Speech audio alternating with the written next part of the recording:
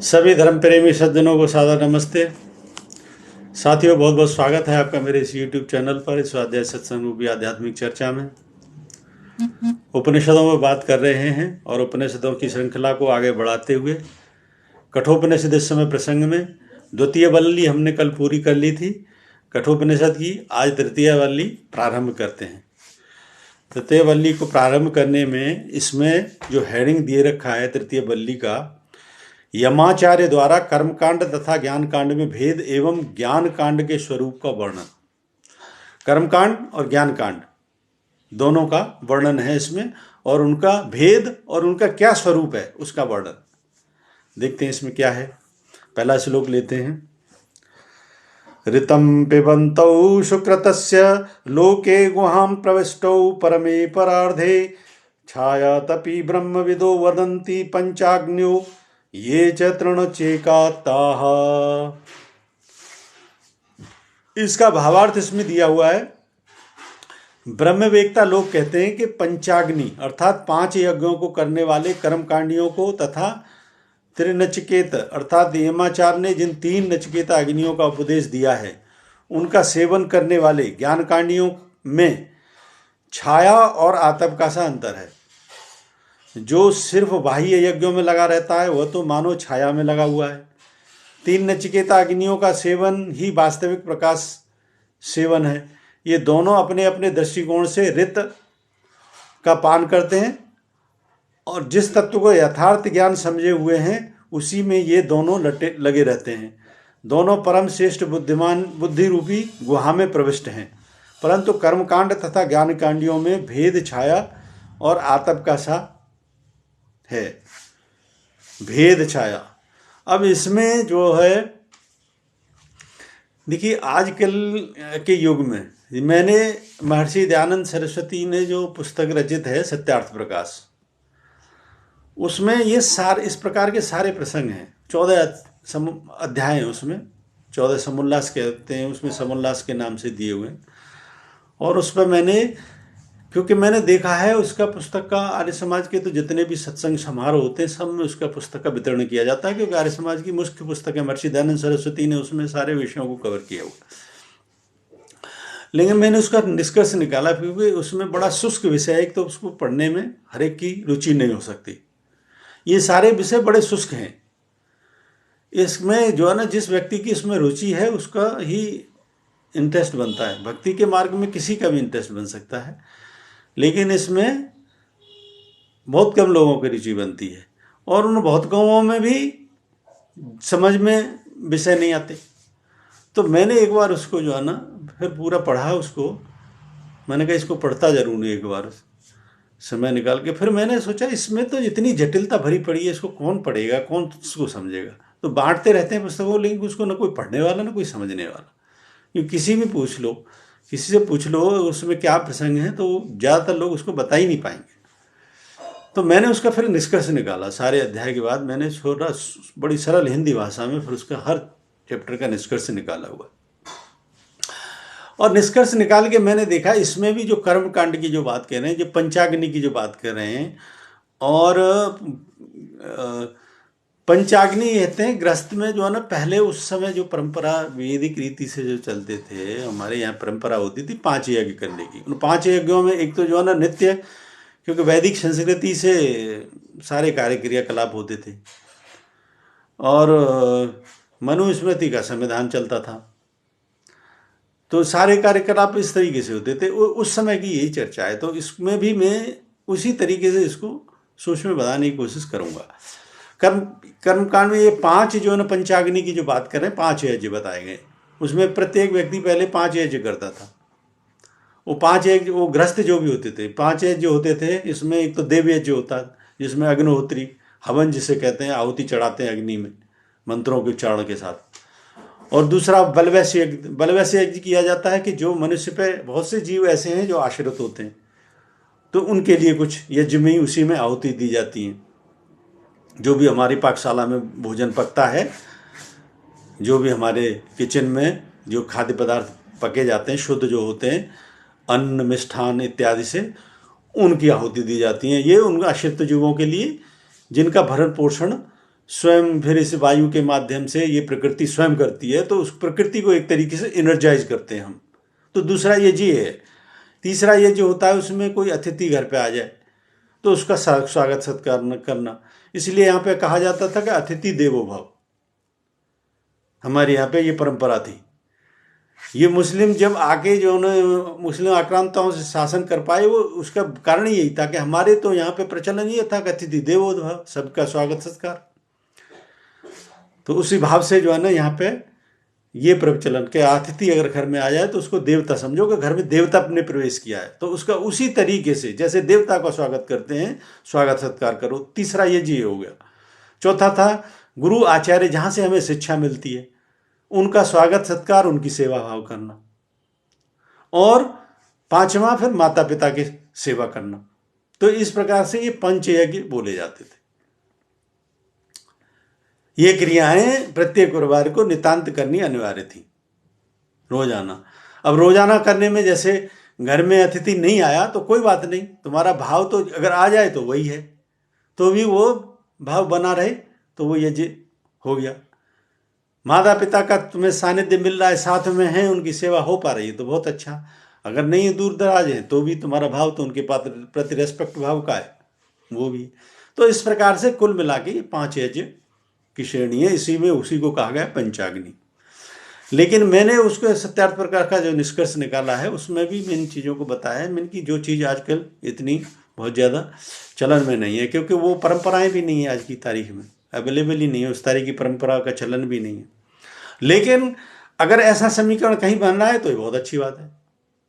तो ये उस दृष्टिकोण से मैंने इस चीज़ को क्लियर किया है कि अतिथि आ जाए तो उसका सम्मान करो, जहाँ से प्रेरणा मिल रही है उसके प्रति सम्मान करो, उसके प्रति आदर भाव रखो। तो ये गुरु सेवा हो गई, अतिथि कोई आ गया उसका सम्मान करो, तो ये हो गया।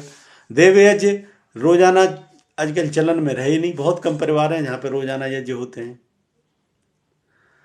और उसी के यज्ञ के साथ ही फिर बलवैश्य यज्ञ भी होता था। तो जब रोजाना यज्ञ नहीं हो रहा था, बलवैश्य कहाँ से होगा। लेकिन कुछ महिलाएं देखी होंगी परिवारों में जो कि जिसे कहते हैं अज्ञारी, यानी कोई नया अन्न आया या खाना बनाया तो बहुत सी दफ़े जो है ना उपला जला के और उसी पे जो है ना वो उसमें चढ़ा देते हैं कुछ अन्न वगैरह पका हुआ है। तो ये उसी श्रेणी में आता है, ये उसी तरीके का यज्ञ है, बलवैश्य यज्ञ की श्रेणी में आता है। अगर वो मंत्रोच्चारण नहीं कर रही है, उनको पता ही नहीं है फिर, क्योंकि ये बीच में शैली बिल्कुल विलुप्त हो गई। गुरुकुल परंपरा, ऋषि मुनि परंपरा जब हट गई तो फिर ये सब चीज़ें उसी तरीके का प्रचलन था। तो अब इसमें से आपको जो मैं बताऊं उसमें से क्या निष्कर्ष निकाल पाते हो, कितना कर पाते हो। मूल उद्देश्य रहना चाहिए कि मूल उद्देश्य तुम्हारी आध्यात्मिक यात्रा है कि नहीं, डगर वो है कि नहीं। आज की तारीख में तो सबसे मूल उद्देश्य ये है। मैं बताता रहा हूँ, जो एस्टेब्लिशमेंट बनाने की मैं बात कर रहा हूँ, अगर वो बन जाए और जो वास्तव में इच्छुक हों, तो मार्ग आज की तारीख में ये बिल्कुल भी क्रियाकलापें बहुत सी नहीं है जो कि विलुप्त हो चुकी हैं। तो उनको पुनर्जागृत कितना किया जा सकता है वो एक अलग विषय है। लेकिन मार्ग पर चल के ये क्रियाएं भी नहीं भी हों, लेकिन निर्धारित ये कर लिया कि हाँ इस मार्ग पर चलना है, तो मैं तो कहता हूँ कि बहुत सारी चीज़ें पर्याप्त है। जब पर्याप्त है, जब अपने आप में सफिशिएंट एनफ है। कृष्ण भगवान ने तो स्वयं गीता में यही कहा है कि जितने भी आध्यात्मिक क्रिया में मैं जप हूँ सबसे श्रेष्ठ, मुझे मेरी प्राप्ति के मार्ग में जप सबसे श्रेष्ठ मार्ग है। क्योंकि इनमें आज की मैंने बहुत सी दफ़े देखा भी है कि अगर आप देव यज्ञ कर रहे हो, उसमें अगर घी अशुद्ध है, सामग्री अशुद्ध है, सूर्योदय के बाद और सूर्यास्त से पहले इस मध्य में यज्ञ नहीं हो रहा है, तो जाने कितने असंख्यों लाखों करोड़ों वैसे जीवाणु पैदा हो जाते हैं जिनका हमको आभास ही नहीं होता। तो ये सब त्रुटि के फिर मार्ग है। तो देव यज्ञ करने में तो सबसे ज्यादा शुद्धता की, तो देव यज्ञ देवताओं का होती। देवताओं को क्या चाहिए? देवताओं को शुद्धता चाहिए। अशुद्धि के यज्ञ हो गए तो फिर वो दानव को चले जाते और लोग सोचते हैं हमने देव यज्ञ कर लिया। तो बड़ा बिखराव है बात। इस यहाँ पे अध्यात्म में तो सिर्फ समझने की है, ये समझने का विषय है। तो इसमें दूसरा एक तो बोला पंचाग्नि और दूसरा बोला कर्मकांड। कर्मकांड के ही तो ये सारे हिस्से हैं। और कर्म कांड के माध्यम से बताया गया इसमें जो है ना, जो तृणचिकेता अग्नि जो ब्रह्मचर्य से वानप्रस्थ में गृहस्थाश्रम में प्रवेश करता है, तो उसमें जो संघर्ष होता है, जप तप कर्म सेवा सब होता है उसमें, ये सब उसी के तो कार्य हैं। तो उस संघर्ष के बीच में से जो ज्ञान की वृद्धि होती है, क्योंकि उसमें आपकी कुंडलिनी शक्ति जागृत होती है शनि शनि। फिर वान गृहस्थ से वानप्रस्थ में प्रवेश करते हैं, तो एक वो संघर्ष काल होता है, उसमें भी जप तप अपने जो निजी कार्य होते हैं। और फिर वानप्रस्थ से संन्यास में जब प्रवेश करते हैं तो वहां पे एक काल होता है, उसके अपने कार्यकलाप होते हैं। तो ये सब जो है ना फिर उसी में आ जाते हैं। तो ये दोनों जो इसमें चीजें बताई गई हैं ये उसी से जुड़ी हुई हैं। अब ये चीजें इतनी ज्यादा, न तो मैं कहता हूं 140 करोड़ की आबादी है इस देश में, मुझे नहीं लगता इसमें 0.01% भी ये क्रियाकलापें रोज की तारीख में हो रही हैं। तो ये विषय पूरी तरीके से तो उतर में, आज के चलन में तो ये उतरने का है ही नहीं। अगर कोई इसमें चल रहा है तो ये तो इसके लिए एक आश्रम व्यवस्था बना दी जाए, और वहां पे इस क्रियाकलापों के आधार पे, मैं तो कहता हूं पतंजलि योग अष्टांग योग जो है ना, उसको बिना आश्रम व्यवस्था के फॉलो किया ही नहीं जा सकता संसारिक जीवन में। मैं इसको सिद्ध कर सकता हूं कि पतंजलि के सिर्फ अष्टांग योग को, उसके लिए भी एक आश्रम व्यवस्था चाहिए। ये आश्रम व्यवस्था में पूर्ण होने वाली चीजें हैं सारी। हमारी तो ऋषि परंपरा में भी ऋषि रहते थे, अपनी कुटिया बना के, परिवार होता था, सब होता था, वहां पे तो नित्य क्रियाएं ये अनिवार्य थी। तो वैसी कहीं इस टाइप की आश्रम व्यवस्था है, वहां पे नियम और सिद्धांत होते हैं, तो वहां पे इस प्रकार की क्रियाएं रोजाना होती ही हैं। तो अगर ऐसी व्यवस्था है तो ठीक है, और अब ऐसी व्यवस्था नहीं बन पा रही है तो इसका निष्कर्ष, ये जो श्लोक है इसका मैं निष्कर्ष यही बताऊंगा कि मार्ग चुनना चाहिए सिर्फ व्यक्ति को, प्रत्येक व्यक्ति को मार्ग चुनो। आध्यात्म के मार्ग में सब जरूरत है कि अगर बात अच्छी लग रही है तो इसको पकड़ के मुझे अब इस पर चलना है, फिर शास्त्रों का अध्ययन भी करो, बातें कहीं से अच्छी लग रही है वो तुम्हारे अनुकूल है, फिर वहां से मार्ग प्रशस्त होता है। फिर जो भी आपके जो है ना प्रकृति, प्रत्येक मनुष्य की प्रकृति भी भिन्न होती है। मैं बताता रहा हूं, अध्यात्म बताने के लिए तो ओम ही सब कुछ छुपा हुआ है, लेकिन प्रैक्टिकली वहां पहुंचने के लिए इसमें इतनी सारी चीजों की आवश्यकता है कि किस प्रकृति व्यक्ति की प्रवृत्ति कैसी है। भाई सभी भक्ति के मार्ग पे क्यों नहीं चलते, सभी अष्टांग के मार्ग पे क्यों नहीं चलते, सभी अठयोग के मार्ग पे क्यों नहीं चलते? क्यों? क्योंकि प्रवृत्ति जो है ना सबकी अलग अलग होती है। ये प्रकृति के अनुसार स्वयं का निर्धारित योग जो है ना, पास्ट योग के अनुसार जुड़ा होता है, वही मार्ग उसके लिए अनुकूल होता है। तो ऐसी व्यवस्थाएं अगर जब बनती हैं तो बताता रहा हूं, इसमें गुण स्वभाव के अनुसार फिर दिशा निर्देशन किया जाता है अध्यात्म का। अभी इसमें से बता के जो बात पकड़ में आ रही है, जो अनुकूल आ रही है, तो समझ लो इस प्रकार का आपका मार्ग है। जो नहीं आ रही तो समझ लो उस पर गौर करने की भी जरूरत नहीं है। हाँ, ये विचार अवश्य करने की जरूरत है कि भाई मुझे ये लक्ष्य अगर मेरा ये है कि स्वयं को जानना और आत्मा क्या है, परमात्मा को जानना, इवन स्वयं की प्रकृति को जाना। अरे स्वयं की प्रकृति को नहीं जानते। अभी मैंने जो है ना ये संतों की वाणी पे जो प्रसंग पूरा किया है, क्योंकि एक वीडियो में संतों की वाणी का भी बनाता हूँ, वो यही तो किया है कि अहंकार में सारा जीवन निकाल देते हैं और अंत में देखते हैं कि सारा जीवन तो ऐसे ही निकल गया, खड़े वहीं की वहीं है, न कोई सुख, न कोई वृद्धि, न कोई उपलब्धि, जड़ चीजों को इकट्ठा कर लिया। तो फिर पता लगता है कि जीवन तो सारा व्यर्थ निकल गया। ये बात अगर समझ में आ रही है कि जीवन व्यर्थ तो नहीं जा रहा, तो समझ लो यही है, एक आध्यात्म की झलक मिल गई। फिर ये झलक मिलना नितांत आवश्यक है, और ये झलक मिल गई तो फिर कहीं ना कहीं यही झलक आपको जो है ना वो पगडंडियां निर्धारित करती है। यही झलक मिलना वो कहीं ना कहीं से उस प्रकार का ज्ञान, रास्ते या उस प्रकार का माहौल मिल ही जाता है फिर आगे बढ़ने के लिए। तो जरूरत है इसको पकड़ने की। तो इसमें ज्ञान कांड, पंचाग्नि यानी पंचयज्ञ और ज्ञान कर्म कांड, ये जो है ना विषय दे रखी है। तो पंचाग्नि जो करते हैं वो गृहस्थी लोग करते हैं वही, और उसके माध्यम से जो क्रिया के लिए कलाप किए जाते हैं ये तो कर्म कांड है। तो इसके बारे में इसमें वर्णन था। एक और श्लोक ले लेते हैं। यह सेतुरीजानानामक्षरं ब्रह्म यत्परम अभयम तितीर्यताम पारम नचिकेतं सकेमहि। इसका भावार्थ है, जो लोग यज्ञ याग आदि में इसलिए लगे हुए हैं कि भवसागर की तर पार कर जाना चाहते हैं, अभय परम ब्रह्म को पाना चाहते हैं, उनके लिए वास्तविक पुल तो कर्मकांड नहीं परंतु नचिकेता अग्नि अर्थात ज्ञान कांड ही है, उसे हम प्राप्त कर सकें।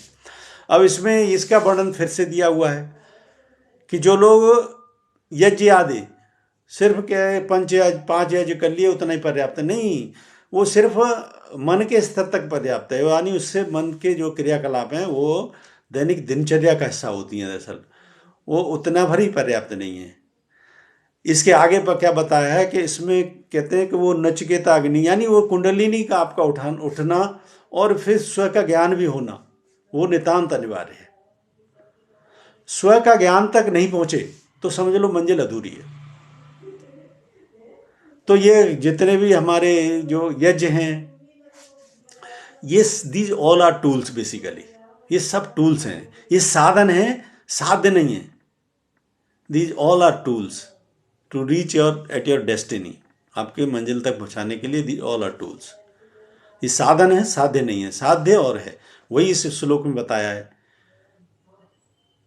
कि जो पाना चाहते हैं परम ब्रह्म को, लेकिन उनके लिए वास्तविक पुल तो कर्मकांड नहीं, तो ये यहीं पर अटके रह जाना ये मंजिल नहीं है।